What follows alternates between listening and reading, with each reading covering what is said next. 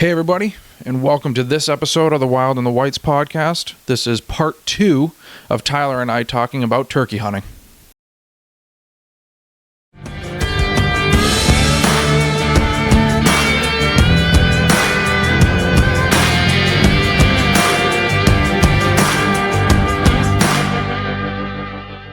So, talking about different calls specifically, so like you mentioned cutting. Mm-hmm. We've talked about purring, and then you have like the traditional yelp. Right? Yep. When do you use specific types of different styles of a call? Okay, so my basic thing, and sometimes I'll switch it up, but typically for me, like first thing in the morning, whether or not I have a bird roosted or not, usually when I have one roosted, but I'll do like, once I get set up and I'm ready to go and I'm like, okay, I'm going to get his attention. I want him to know before he flies down, I'm over here. Okay. I do like some very soft yelps. Like I don't want to go too loud because one thing I don't want to do is like freak him out. Like in other words, he knows like what a turkey sounds like, especially when they're close. If I'm like hammering on the call, like wicked loud, and he's 60 yards from me in a tree, he's kind of like, I don't know about this. It might actually have the reverse effect of what I want. So I'll do like some very soft yelps. Now, that's great because if you sit in the woods, you tend to listen to hens wake up on a tree, and they make those soft little sounds. Yeah, they're very like almost quiet when they're doing it. Right. So I'll do some very soft yelps to start. I gotta ask at this point because sometimes what I'll do with those two is I'll do those soft tree yelps, and then I'll like grab my hat if I know I'm not in visual, and I'll be like, and like make the like I just flew down. Deal, you know? Okay, no, that's good. I like that. That's funny. So anyways, I usually first thing in the morning, like daylight, before daylight, I'll start off with like soft yelps. I'll try to do that just to get their attention, to hopefully get some gobbles, whatever I'm going to do. If I have a bird on the ground and I think they're interested and I think this might go the way I want it to, I'll like do the same sort of thing. I'll do just some very small, like light yelps, and then I'll pause for a bit. And then if he's coming, sometimes I don't have to do more than that. Sometimes that's it. I've had birds like run to me. Yeah. And if they're kind of doing their thing, I'll continue to do some soft yelps. But if I go a while and the bird just isn't coming, but he's answering, or I can see him, or maybe he's hung up with another hen or something, that's when I tend to get like, I'll try to get a little aggressive. And so I'll do like some wicked cutting, like, and I'll start off like a little bit on the softer side. But then when I get to the point where like, well, it's do or die, like he's not coming, this is kind of like my last chance. Before I make a move or do something, a different tactic, I might like get really aggressive. Like I might like yelp, like really hard. And sometimes it's worked really well where he just gobbles and fires off. And I do that several times, like you said, cutting him off. Like he'll gobble and I'm like, wow, hard. And then he goes to gobble and I do it again. And he like, before he'd gobble when I respond, gobble when I respond. But now he's like gobbling 2 or 3 times in a row hard. Yeah. You know what I mean? I'm like, okay, I got him like pissed off almost or something. I got some interaction that he wasn't having before. And I'll try that. And then it's so hard to say what I exactly do, but sometimes it's a decision. I might continue to do that. I might go softer again, or I might shut right up. Mm-hmm. Sometimes I've found that if I just stop after that point, I got him fired up, he's moving, he's doing things, and I just stop, sometimes they come right in, whether he's gobbles or he's quiet and he just shows up, but he'll just come. So soft yelps I start out with, then I'll do I might throw in some like just normal like clucks here and there and do that sort of thing too, like on a normal calling sequence kind of deal. But then I move to aggressive if it's like I think I'm getting to the point of I got to do something different or move. So I'll go that route. And then if I have birds that are close, but I'm like, maybe I know he's close, he's gobbling, he's slowly strutting, doing his thing, but I want to get a little interaction with him, I might do like some purrs and stuff like you were saying too, like super soft, not loud at all. But only when he's close, when I think he's close enough to hear. Otherwise, I'm like, well, what's the point of doing it if he's not going to hear me? Right. Let's see, and then once in a while, I'll throw in a gobble call if I'm like, I don't know what else to do right now. Right. He's not coming to me as a hen. I'm trying to piss him off to think that there's other big birds in here. Maybe he wants to come fight. Right. So once in a while, I'll do that. I would say that probably less than half the time it's actually worked for me. Yep. But I try it. Yeah, I mean, if you've got nothing else working. Yeah. Yeah. Now, do you hunt a lot with decoys? Do you find that if you work like a gobble call and you have like a Jake decoy out, that combination works a little bit better? Yeah, I would say probably 75% of the time I hunt with a decoy. I mean, I always have one with me, but I might not necessarily always set it up. Yep. Sometimes things happen so fast that I don't have a chance to set it up, so I use the tactic of I'm going to call and get him coming, and he's searching. So in other words, I'm set up to the point where he's close enough for me to shoot, but he's looking beyond. He's trying to find out where I am. Mm-hmm. Whereas when I have the decoy out, a lot of times when they lock on the decoy, then it's game over. Like I don't have to worry about it. I can stop calling. He could be 100 yards away. He sees my decoy and he just struts his way right in, or sometimes he runs in. Yep. I've also had them too where I've set up by accident, usually so close to where they're roosted, but they didn't see me. I was able to get in there well before daylight, and they would fly down to like 30 yards from my decoy and then just strut right to my decoy, and boom, like within 5 minutes, the game's over. Yep. So I typically do use a decoy. I have all the decoys. I have a strutting Tom decoy, a Jake decoy, and a hen decoy. Do you bring all of them with you? I put them in the truck, but I don't always bring them in. I would say most of the time I actually use a hen decoy. Cool. That's typically what I do. A single hen, I'll just set it out. And it usually works well for me. Like when I get a Tom locked in, once they see it, and it's funny to watch because I've seen it 1,000 times. Like the bird's doing his thing, searching, strutting, gobbling. And then all of a sudden he'll like come up over a little knoll, and I see him like lock on the decoy. I'm like, he sees the decoy. And then it's like he's doing his thing, heads up, and then strut. And then he just takes his time coming right to the decoy. And I actually have some pretty cool videos of once they get in there, they just doing their thing with the decoy, and Yeah. I have a cool video of one. Yeah, fighting. I have a cool video with a Jake decoy where he just we just let him. I was hunting with a friend. We just let him hammer the decoy for about 5 minutes until we thought maybe he's going to leave now. Yeah, and then we shot him. Is it a strutting like Jake decoy? A strutting like in full strut? No. Or is it? No, okay. the one I have is a full strut Tom. A Jake. Okay. Yep, just a regular Jake decoy. He's not strutting. He's kind of just standing there, and then a hen. For your strutter, do you have an actual turkey fan on it, or is it like? It's a manufactured tail. It's not a regular, like an actual fan. Yeah, it's not like something I shot or somebody. Yep. I have a Jake decoy that's in full strut. That's just basically so it's a full strut turkey with a little beard. Yep. And then I've got a hen decoy, but I put an actual fan on the back of it from one of my turkeys that I shot, which was like it had like a 6.5-inch beard, so it wasn't like an actual Jake fan with like the center poking up, but it's just a smaller size fan, so it actually works pretty well. But I actually rarely use decoys, but I'm on board with what you said, that I don't even know why I put so much time and effort into my Jake decoy to put that fan on and everything like that, because I'm like, I usually will use a hen. Yeah. So how do you, for placement purposes of a decoy, how do you set up around a decoy? And I guess that's a very broad question. But. Yeah, no, that is. And my answer is going to be it depends. Right. But I'll kind of give you an idea. So, like, what I try to do is, typically I'm going to put the decoy out when I know where the bird is, or a rough ballpark. Like, he's gobbled, I've heard him, he's responded, whatever it is. Okay, he's in this area. And so I think where he is, where I think he's going to come, and then I think where I'm going to set up, and then where I'm going to put the decoy. And usually what I do is I try to put the decoy on a spot that's high enough that wherever he comes through, more than likely he's going to see it. Like, I don't want it down in any little ditch or anything like that. Like, I kind of want it, if it's all relatively flat, but there's a little knoll right here, I might stick it on top of this knoll.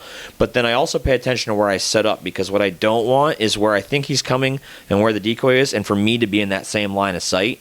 Like, I try to picture, like, if he's down here and the decoy's here and I think he's coming this direction, I'm going to be either here or here. And the reason being because they have wicked good eyesight. And what I don't want to do is typically like have him coming in focused in the direction I am. And if I have to move for whatever reason, I don't want to be busted. So like if I'm here and he's coming, now the decoy's to my left, he's to my right, and he's kind of closing the distance this way, like at an angle in. You know what I'm saying? So the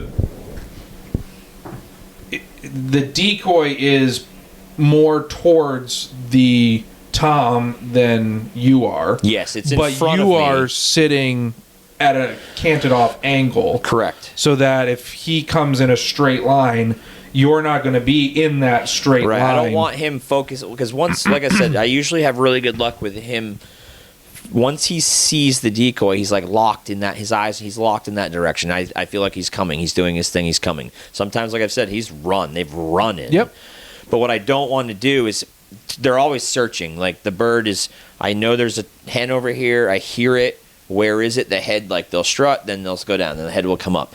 And their eyes are always looking like, where is this? And what I don't want to do is I don't want to be anywhere in that kind of line of where he sees my decoy, because I've had plenty of times where they've started to come in, and now all of a sudden I'm like, crap, I can't make the shot, and I have to like readjust. I have to spin. I have to move my gun around a tree, whatever it is. And I don't want me being like behind the decoy where he's looking. Yeah. You know, if that makes sense. So, like, he's looking this way, I kind of want to be over here so that hopefully he's not seeing me do what I got to do, if that makes sense. Yep. Not always. It doesn't always work that way. Right. But that's what I try to do. I try to get the decoy where it's going to be seen from most areas, and I try to figure out where do I have good cover, where can I sit against a tree or a rock or behind something or whatever, and where can I be so that hopefully he's not looking right at me as he's coming. Yeah. You know what I mean? And it's interesting because sometimes, too, now my decoy's over here, but I might still be calling over here. And I'm like, okay, so this could get a little tricky. So what I try to do without doing too much movement, so hopefully I'm not being seen, is sometimes, especially if I'm using a mouth call, typically when they're that close, I'm using my mouth call. Yep. Just so I'm not moving hands. Right. I sometimes will, like, I will literally do my call like this. Like I'll turn my head and I'll try to use my hand to like deflect my sound towards where my decoy is. Yep. And then once he's in like reasonable enough range where I think he's in eyesight of everything, me and the decoy, I try to just shut up because I don't want him looking over my way, even though the decoy's over there. Right. You know what I mean? So it's kind of like let's see how this goes. Yep. That's like my ideal, what I try to do. It doesn't always happen. And that's why I've found that a decoy just doesn't work very well for me, because I end up always being like, but I'm calling from a completely different area. Yeah. So what I've actually found, the only times that a decoy has worked for me, so like you are setting up a decoy and making it so that Tom comes right in onto that decoy and that's your shot. Mm-hmm.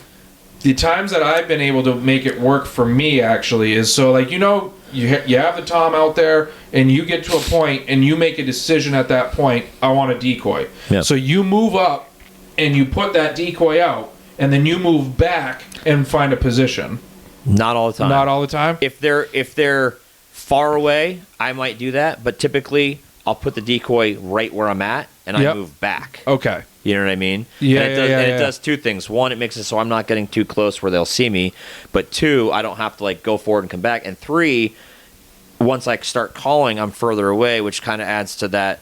He heard the call before, he gobbled. Yep. I set the decoy up, I move back. Now I'm calling from further distance. Yep. And he's kind of like, oh, he's moving away. Hopefully it brings him a little closer. That makes sense. That's what I usually don't go forward. The only time I'll go forward, kind of like what you're saying, is if they're on the roost, it's dark, and I'm like, okay, that turkey's roosted there. Here's a field or a logging road or a log landing, a landing, whatever.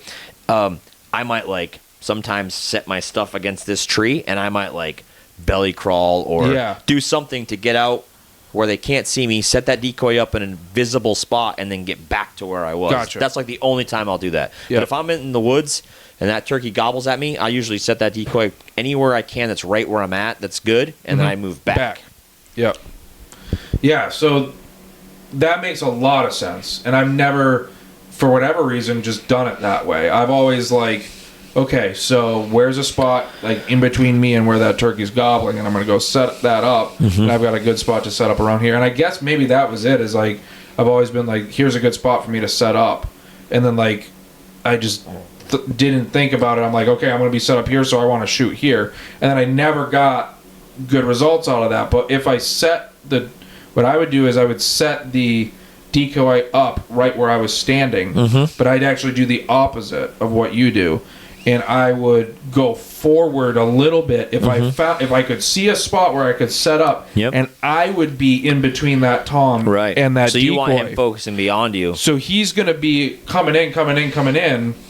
He heard my last call, where that decoy is, and I know that I've got his attention.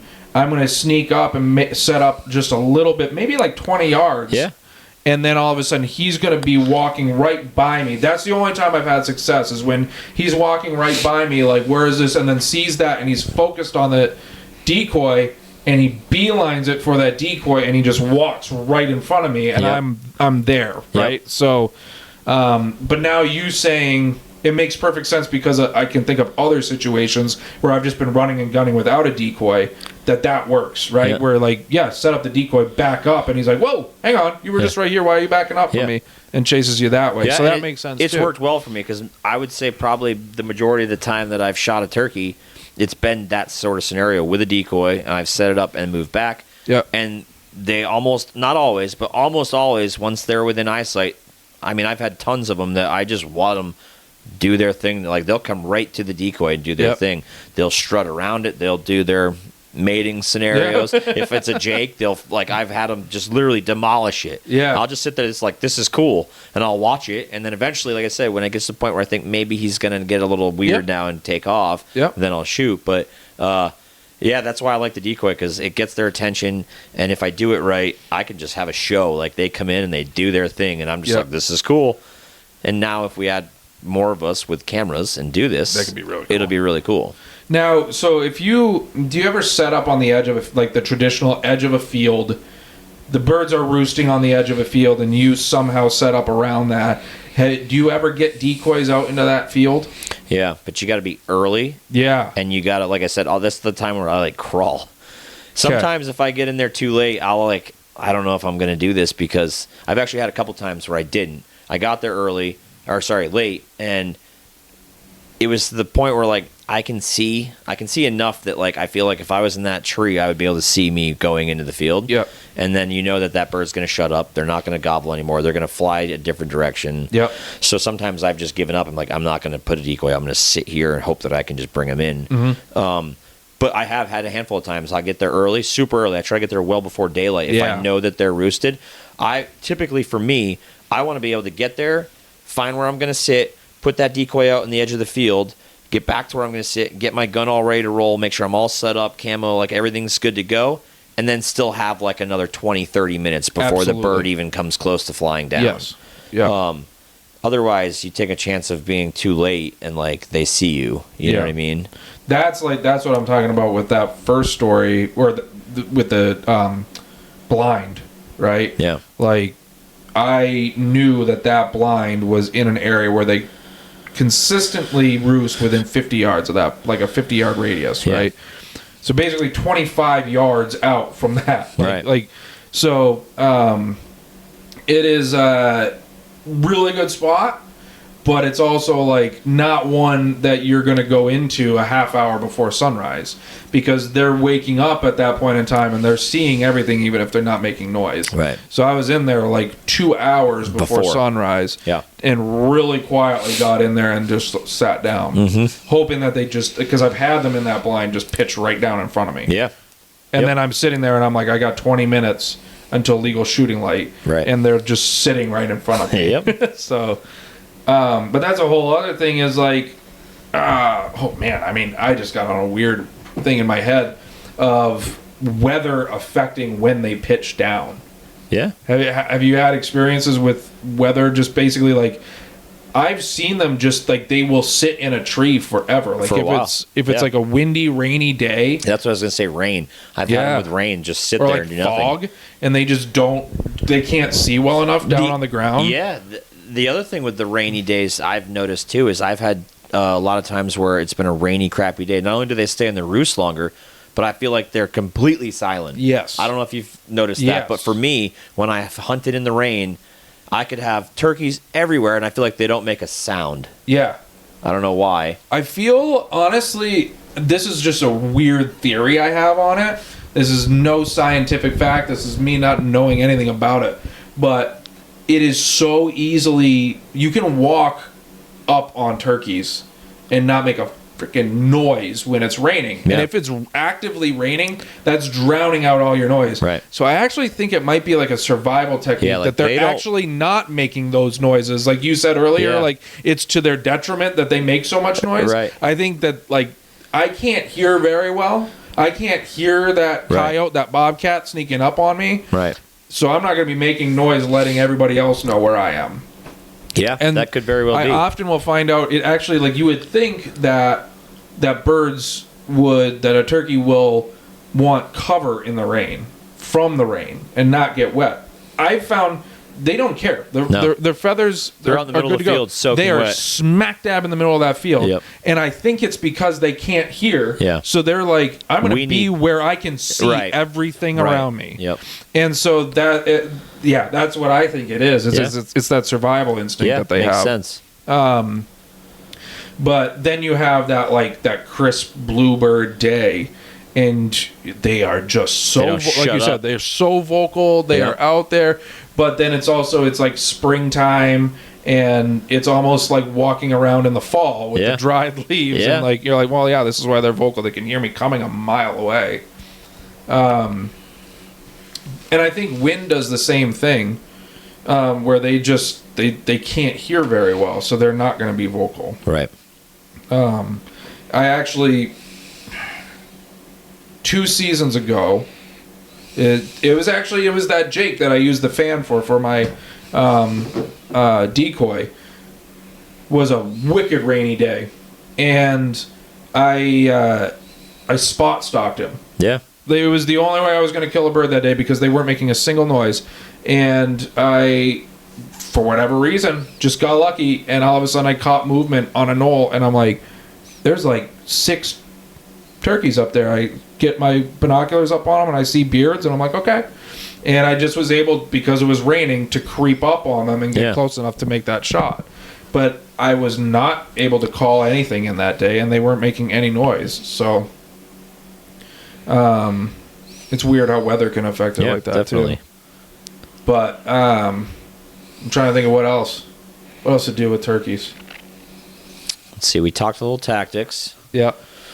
I mean, I think we can talk forever about We tactics. could. We talked about calls, like what calls we're doing, but what about what types of calls, maybe? Yeah. I Like don't know. literally the call. Yeah, the actual calls. Yeah. I primarily, I suck at mouth calling. What I do typically, like, I'm probably going to start doing it soon, is I keep them in my truck, and anytime I'm driving, I throw them Practice, in, yeah. and I just practice Yeah. for a couple months leading up to season. But I'm really just not good. Like, I can only yelp. I really can only yelp, and I can sometimes cut. Yeah. I've tried purring, and it tickles, and You're like, "Whoa." I end up sneezing, and I can't do it.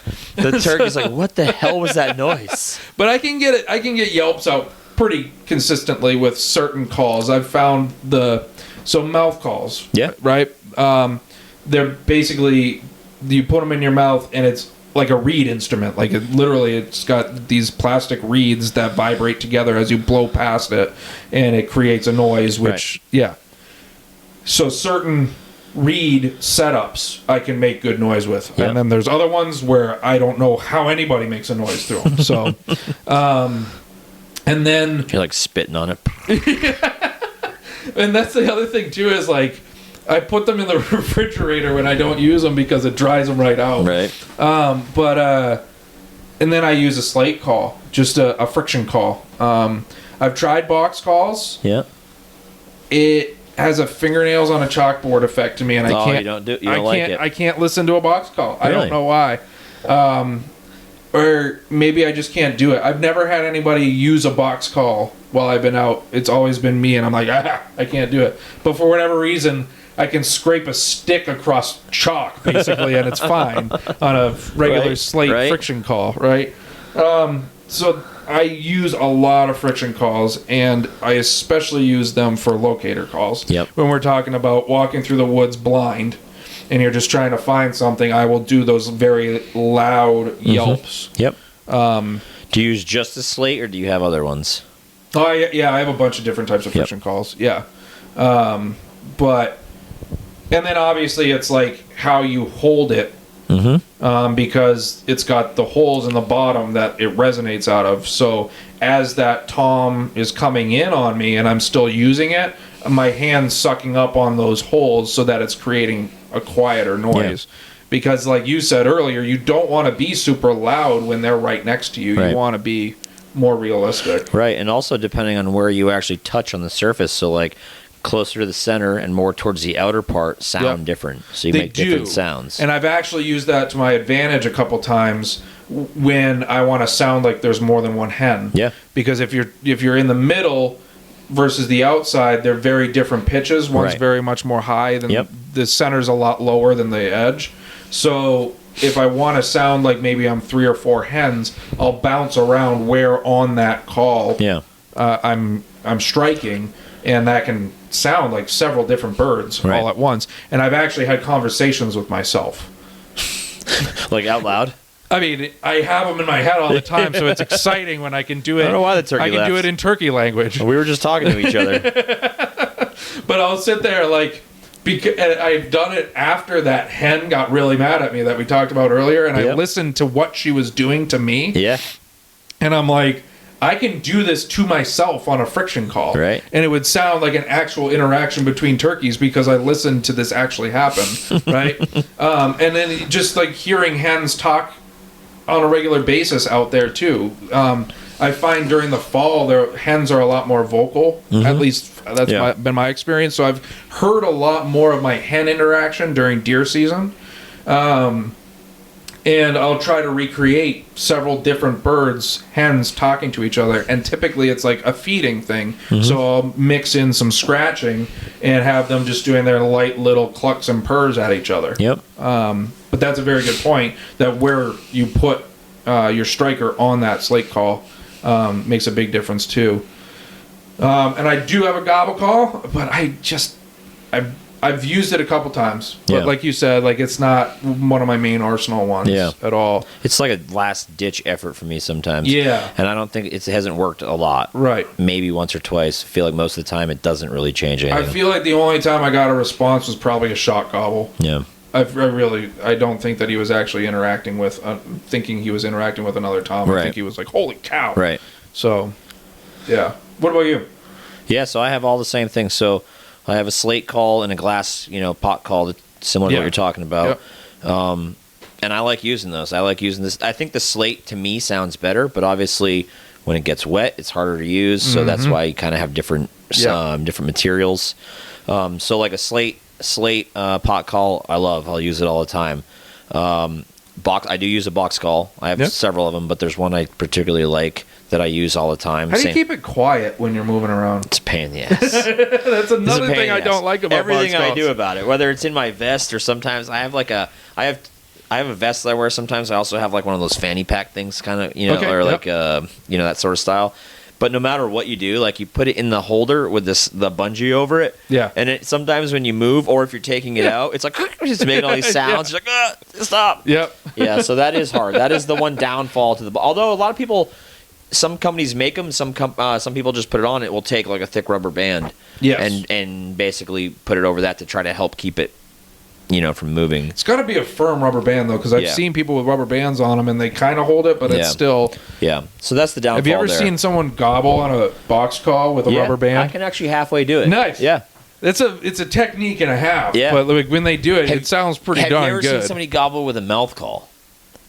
There's a lot of shaking involved with it. Yes. I can't do it, but I've seen people do it. I've seen people do it. Yes. So anyway, the pot calls, the slate, and like glass and whatever, I use those a lot. The box call I use a lot, and then the mouth call. I use mouth calls quite a bit. I'll actually use the mouth call for two things. One, I usually use them if I'm like driving around trying to locate a bird, just like at night trying to roost it. I'll just hammer loud with it. But I also love using it at like this closing distance. I'm going to kill this turkey. Yeah. Like I said earlier, I don't have to I don't want to be moving a bunch. So like if I'm not sitting there with the pot call or the box call, I'll have that thing in my mouth like all the time.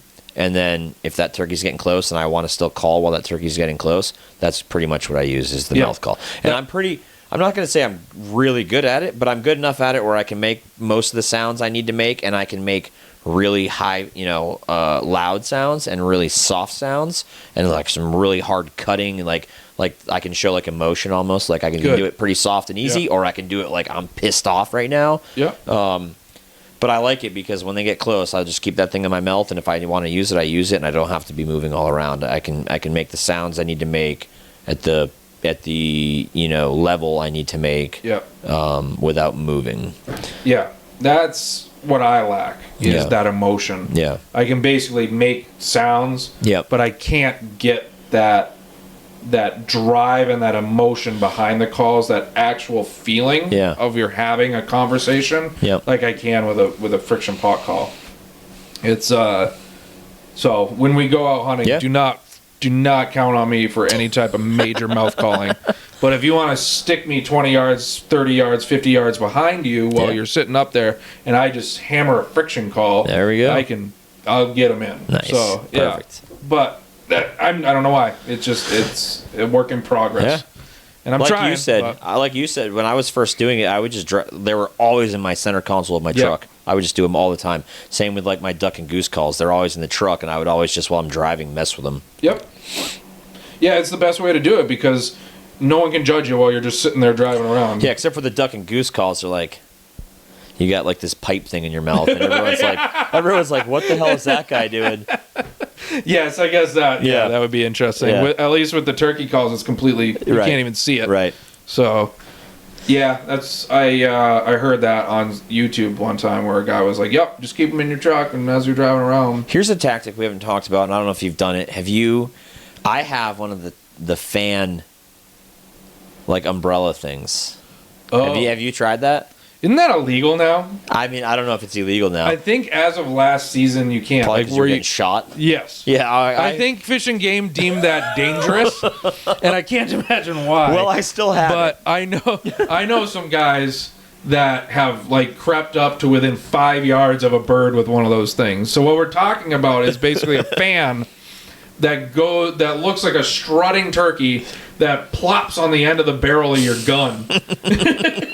And you can army crawl through a field with a fan during turkey season with no bright orange on. And looking like a tom. Doing your best impression of a tom to fool that turkey. Meanwhile, the other hunter over there. It's like, oh, cool, he has a friend now. We're going to both shoot on 3. Ready? Boom. Dad, we're going to double up. It's going to be great. Yeah, I don't know if they made it. Maybe we should look into that because I have it. And I've actually tried it numerous times, myself and some friends. And I'd say 25% of the time we were successful. Yeah. The other times, they turkey turns and ran the complete opposite way. It didn't work out. Yeah, I think it was last year that they made that illegal. I was wondering if that was ever going to happen because I watched videos online of guys doing it, and I saw how we did it, and I'm like, someone's going to get shot eventually. Yep. Yeah, I think Fish and Game was like, ooh, I don't want to respond to that call.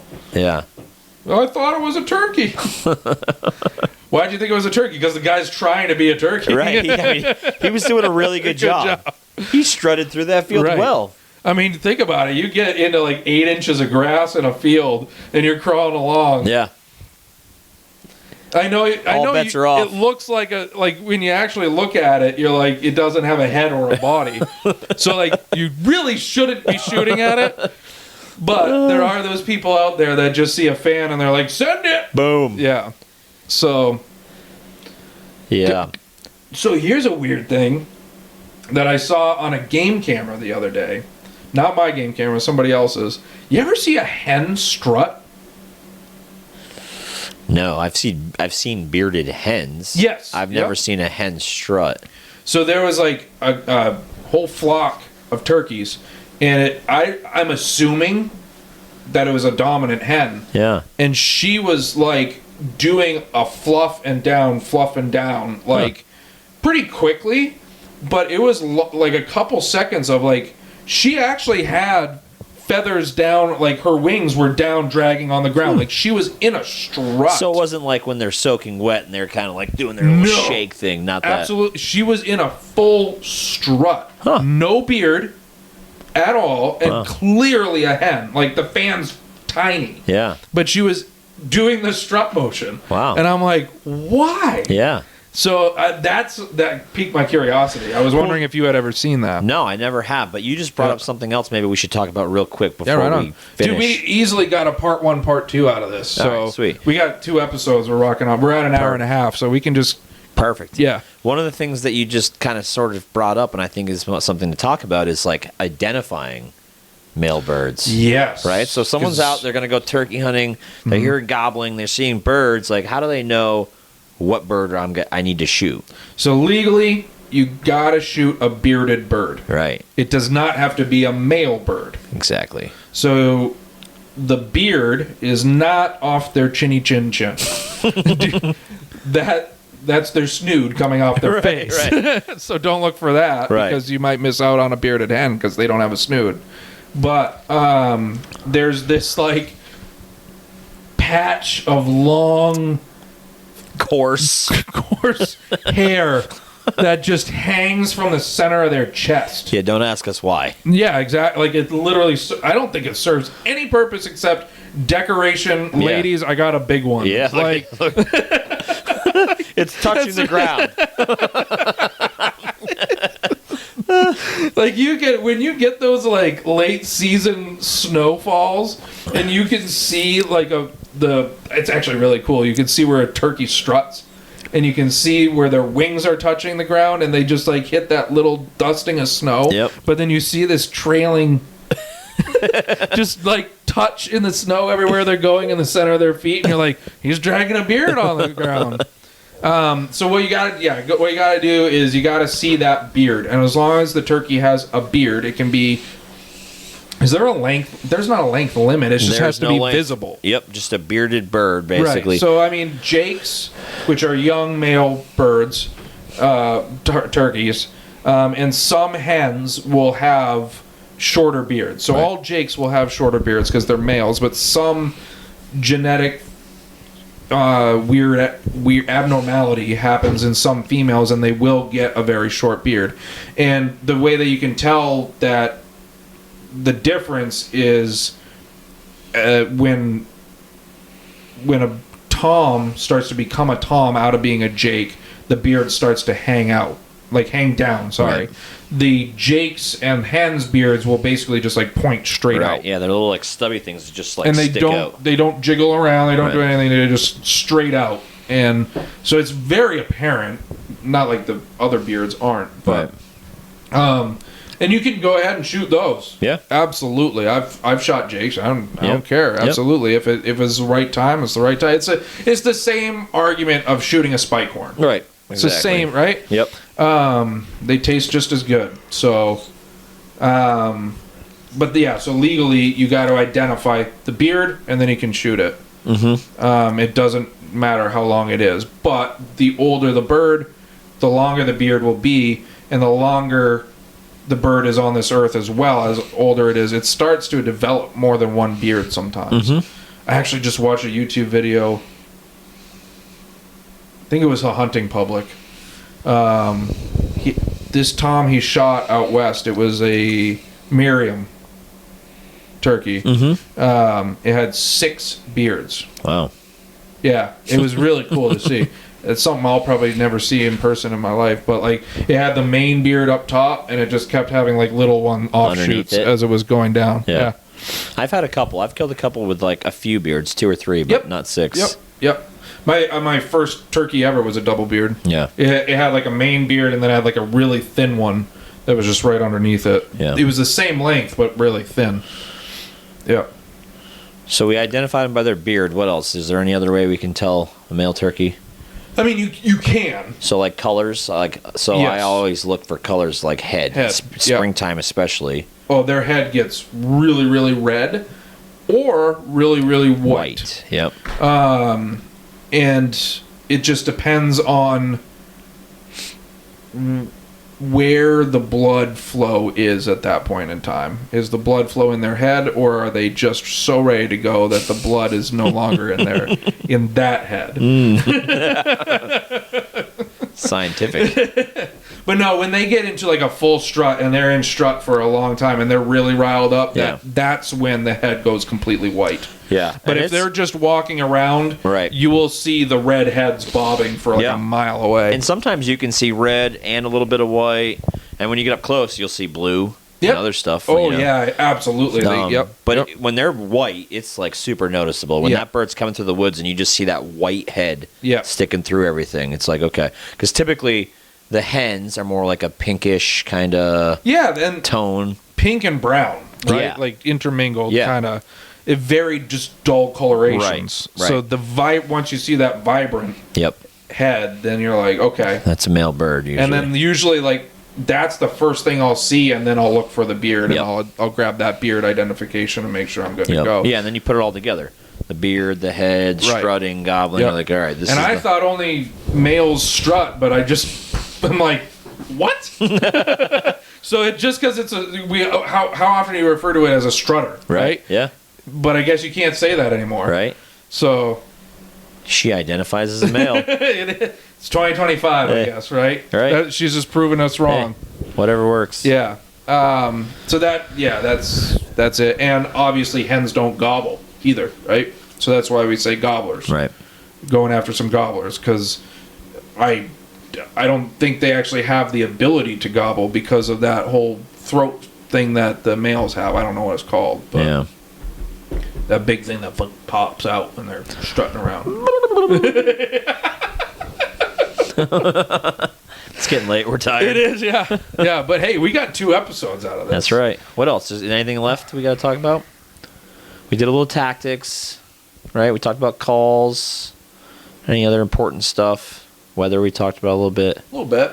I mean, we could go all day about stories. Oh, yeah, we could. I have so many stories that maybe we'll save it for another time. Yeah. I'm sure you do, too. Yeah. I mean, I think maybe we'll do like more of a video on like our setups. Like you talked about how you have like a, backpack or vest or whatever. I run either a fanny pack or I've got a pretty sweet run and gun chest rig that I use. So maybe we can do more of like a video style on that. And I don't have mine with me and you don't have yours with me, so we can't really do that now. But that's more of like a visual thing maybe. Yeah, and are we wearing orange or not wearing orange?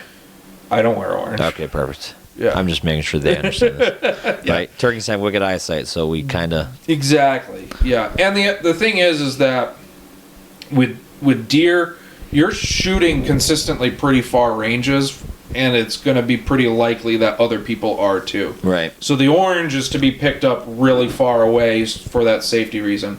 Turkeys are really like a under 50 yards thing. Yeah. You really aren't often shooting further than that. Mm-hmm. So you don't really need the orange because you don't need to be seen that far away. Right. But it is something that you want to consider when you're in a high pressured area, that if you're hunkered down and calling, this just made me think of something else, but that you need to be wary of anybody else moving around you, right? Because they may not be able to see you at all, right? And then you throw off a gobble call once in a while. Oh yeah, and then you got that strutter attached to your gun with the fan, like shit. Yeah, I'm gonna wear a full armor suit here. Have you ever? This is what I was made me think of it. You're sitting there and you're calling, and maybe you got a gobbler. Maybe he shuts up. Maybe you're just calling because of whatever reason. But you're sitting and you're quiet. You ever had anything else run up on you while you've been there thinking that you were a hen that all of a sudden goes, oh no, you are not a hen? I mean, I've had a coyote come in. Yep. I actually have a cool picture. Yep. You want me to tell the whole story? Go for it. All right, so this was a few years ago, and my son had shot his turkey opening day of youth season, and then a friend of mine and his son, we all went out together. So me and my son, him and his son. My son didn't have a gun. He shot his turkey. I had a gun, just because I was like, well, if I see something, I might shoot. And then my friend and his son. And we get up to this spot, and right off the bat, we locate 3 jakes, and they're gobbling, and they're doing their thing. We're like, okay, cool. Like, this will be great. Like, it's going to be his first turkey. We're going to get set up. We're going to do this whole thing. So we get set up. They're in front of us. I'm behind them, like maybe 20 yards, me and my son, and I'm calling. And the jakes are gobbling, and I'm calling, and they're gobbling, I'm calling. We're going back and forth for a little while, and they're kind of closing the distance, but like not there yet. And then while we're doing that, off to our left, we're in like a wooded area near a power line. We hear what we pretty sure was like a fawn bleat, like a fawn making a noise. We're like, that's interesting. Like she was doing her thing, like, you know. Yeah. And it only went up for a short time, and then it just disappeared. So we're there. We're still doing our thing. The turkeys aren't coming to us yet, but we're kind of trying to do our best to work it so they can get close enough for a shot. And then all of a sudden, I just see motion like over here. Yeah. Right? I'm focused this way, and I see motion over here, and I turn and look, and there's this beautiful, like, blondish-looking coyote, like, coming. Yeah. I'm like, oh, no. So I'm trying to, like, focus between the birds, our friends, and his son, my son, and this coyote, kind of like doing all this thing, like, what am I going to do now? So I'm trying to get his attention. I'm like whispering his name, and he's like 20 yards in front of me. And finally I said it loud enough to get his attention, and he kind of slowly turned, and I'm like doing this, and he has no idea what I'm talking about, and I'm kind of like going like this. And while I'm doing this, this coyote is like parallel, like kind of almost circling me. He's like kind of going like this, but staring right at me because I was the source of the sound, I think is what it was. And my gun's leaned up against the tree, and finally I get his attention, and I mouth to him like, coyote, and I'm pointing, and he looks, and he sees it, and he's like, shoot it. He just says, shoot it. So I'm sitting here like, fuck, like, what do I do? Right. There's 3 turkeys. We're trying to get his son his first turkey. Right. I have a coyote like 15 yards to my left, right here, like just like drooling, licking his chops. Yeah. You know, and so I finally decided, I'm like, oh, whatever, I'm going to go for it. So I reach around, and as I go to grab the gun, he obviously sees me moving. Yep. And he just starts running. So I grab the gun, I whip around, and I fire off a shot, and he just barrel rolls over this blowdown tree. I'm like, sweet, I got him.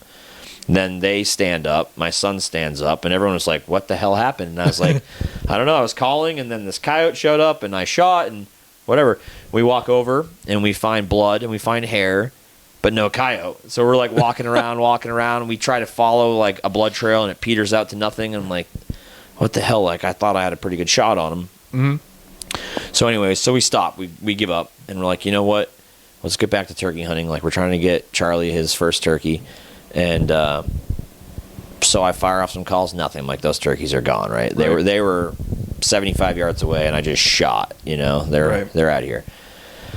So we decide, I knew that area really well, the whole lay of the land there, and there's some logging roads up top of this mountain, and I said, we're going to boogie up through the woods this direction, and we'll get up high, and I've killed tons of turkeys up there, like, we'll get up there and call.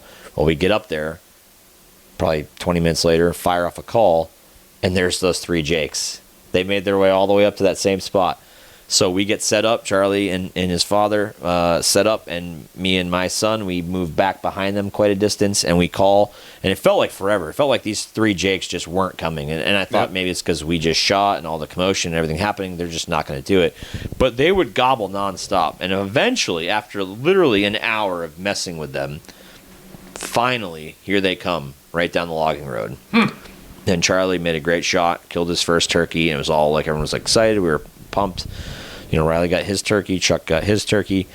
So we grabbed the turkey, and we decided, well, let's head back to the truck. So we just cut down over the mountain, and we're heading down the same way we came up. And we get down to where we were earlier, and I was like, let's just spread out and, like, walk this way. So we did. We spread out, and I went to the right, and the kids were in the middle, and my friend was to the left, and we just kind of, like, grid searched this stuff back towards the truck, and there he was. I found the coyote 50 yards from my truck. Nice. I hit him, he barrel rolled, and he went down over the hill, and he ran for quite a ways, and then he died 50 yards from my truck. Huh. So it was a cool story. Yeah.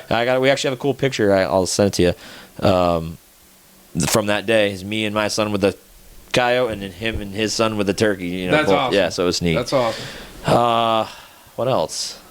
I'm trying to think of other times we've had other animals come in. Yep. Plenty of times we've been turkey and we've had deer come by. Yeah. Oh yeah. Yeah. Yeah. That's the only one that I think has been like. Yeah, where you're like all of a sudden realize you're like, the prey. Yeah, he's coming. Like he's gonna kill me. He's coming for me. Yep. So I guess just keep your head on a swivel while you're out there calling, because other things may think that you're a hen besides just toms. Right. Yeah. Exactly. Yep. I don't know what else I got. Okay. We could talk tactics and stuff all day long. We can talk a lot, but I say we bring this one to an end, and then we'll get Buckley in here. Yeah. He's interested in it. He doesn't know a lot about it yet, so he can ask a lot of questions, and hopefully we can have some good discussion. And we could talk shotguns and ammo and gear. We could talk that after. Right. You know? Yeah. We can talk more detailed, like tactics, whatever you want to do. Yeah. Yeah, we'll figure it out. For sure. Good. But that was good. We'll get a part 1 and part 2 out of this. So yeah, and pretty soon we'll be actually in the woods videoing. Absolutely. It's going to be quick. It's going to be quick. That's like one of my favorite things about turkey hunting is bringing other people out. You know what I mean? Like for years, I would always shoot my turkey like opening day. I was on a streak of shooting a good tom opening day for quite a while.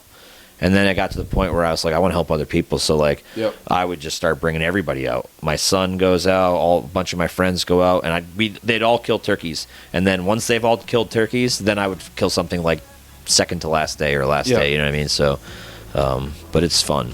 It's fun for sure. It is. It is a lot of fun. And I think that going back to what we said at the beginning, it's that interaction, how active it is. That's what makes it so much fun. Yeah. It really does. So, all right, man. You got anything else? I'm good. Cool. Well, thanks for watching, and we'll catch you on the next one.